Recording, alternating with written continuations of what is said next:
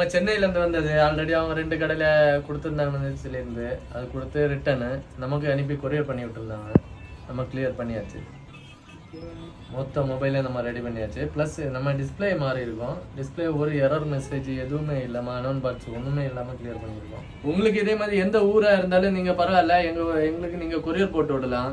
இதே சென்னையிலேருந்து அவங்க கொரியர் போட்டு விட்டது. உங்களுக்கு இதே மாதிரி கோயம்புத்தூர், மதுரை இந்த மாதிரி எந்த டிஸ்ட்ரிக்டாக இருந்தாலும் பரவாயில்ல, எங்களுக்கு கொரியர் போட்டு விடுங்க, நாங்கள் அதை கிளியர் பண்ணி தரலாம்.